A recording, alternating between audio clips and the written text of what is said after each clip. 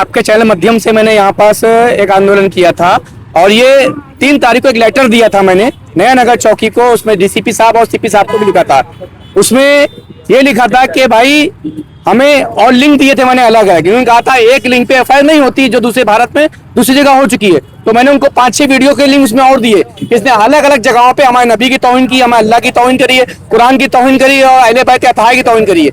उस बेस से मैंने इस पे एफआईआर बैठ रहा है, उसे बेस पे एफआईआर 3 तारीख का लेटर दिया हुआ। आज तारीख कितनी हो गई? 15 तारीख है, अभी तक कोई कार्रवाई नहीं हुई। 16 तारीख हो गई है। तो परसों हम लोग डीसीपी साहब के पास भी गए थे। हम डीसीपी साहब के पास जाने के बाद हमको डीसीपी साहब ने कहा कि हम जो है 2 दिन में कार्रवाई करेंगे।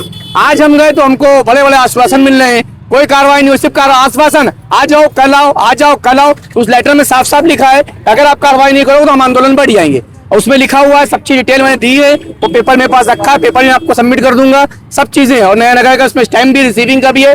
मेरा कहने मतलब ये है, हम लोग अपनी जाति के लिए नहीं बैठे हैं, हमारी नबी की मोहब्बत है, हमारा ईमान का मसला है, हमारा कोई आम बात नहीं। हम अपनी जाति, हम लोग, आप लोग गाली बकते हो, सब कुछ करते हो, हमको उठा के अंदर डालते हो, हम लोग कुछ नहीं बोलते हैं। इतनी मॉब लिंचिंग होती है, हम कभी आए? कभी नहीं आए। लेकिन आज हमारे नबी की बात है, हमारे अल्लाह की बात है, उसके रसूल की बात है, अहले बैत अताहार की बात है। हम ये बर्दाश्त नहीं करेंगे। इसके लिए आप अगर उस पे केस नहीं करते तो मेरे पे कर दो, मैं बैठा हुआ एफआईआर खाने के लिए, लेकिन एफआईआर करा के जाऊंगा। जब तक एफआईआर नहीं होगी तब तक भूख हड़ताल बैठा हुआ हूँ, आखिरी सांस तक, आखिरी दम तक लड़ता रहूंगा। पुलिस पे दबाव नहीं, पुलिस पे किसी का दबाव है, पुलिस पे मेरा दबाव नहीं है। डीसीपी साहब बोल रहे हैं एकदम साफ साफ कि भाई अब जो करना है करो, हम नहीं कर सकते। यानी कि इसका मतलब क्या है? लॉ एंड ऑर्डर आपके पास है, आप चाहो तो कर सकते हो। लिंक मैंने दिए, अलग अलग लिंक दिए, उस पर एफआईआर बैठ रहा है, क्यों नहीं बैठा रहे हो?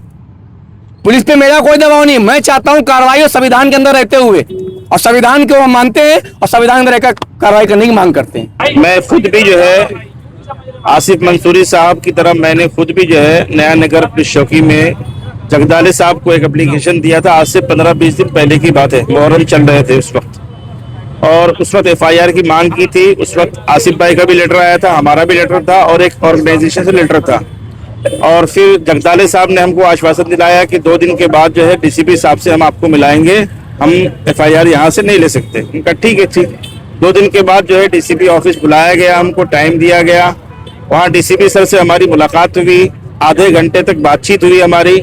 उसमें हमारे साथ में एक नौजवान थे, उबैद भाई, उन्होंने सिर्फ डीसीपी सर को इतना बोला कि हम पीसफुली चाहते हैं कि हमारा काम जो है, हमारी जो भावनाओं को आहत किया गया है, उन भावनाओं के आहत किए होने पर जो है हमारी एफआईआर दर्ज की जाए ताकि ये माहौल शांत हो जाए।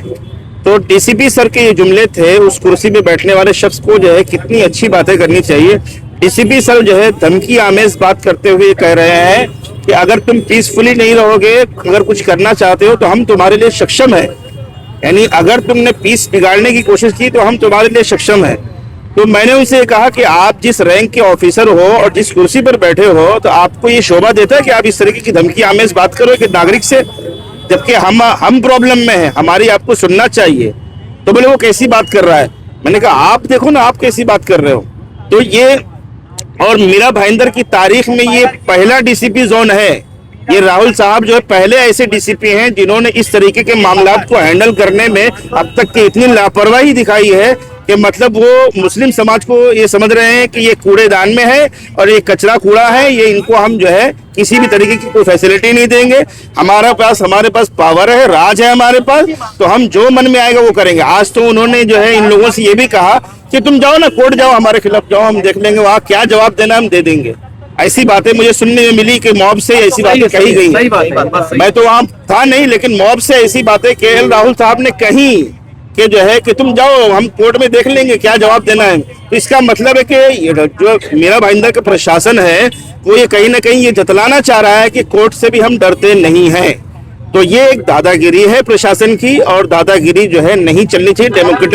डेमोक्रेटिक कंट्री है हमारी, और पीसफुली हम जो है उनसे मुतालबा करते हैं कि आप जो है यहाँ के नागरिकों के रखवाले हैं, आप जो है नागरिकों को अच्छा जो है उनको प्रोटेक्शन कर रहे हैं। तो आपको चाहिए कि सारे नागरिकों को एक समान देखें और उनके लिए जो कुछ भी जरूरी है वो करना चाहिए। हमारी अगर ये भूख हड़ताल पर बैठ रहे हैं आसिफ मंसूरी साहब, तो इनको हमें सपोर्ट करना है, क्योंकि नबी करीम सल्लल्लाहु अलैहि वसल्लम की शान में गुस्ताखी मुसलमान कभी भी बर्दाश्त नहीं कर सकता है। अपने जिस्म के टुकड़े टुकड़े करा सकता है, मगर वो सरकार की शान में गुस्ताखी बर्दाश्त नहीं कर सकता है। अगर ये प्रशासन नहीं समझ रहा है तो राहुल साहब ने अगर कहा ना कोर्ट जाने के लिए, तो फिर कोर्ट भी जाएंगे, ये तरीका भी अपनाएंगे और कोर्ट भी जाएंगे, फिर उनको हम बताएंगे कि जो है कैसे होता है काम।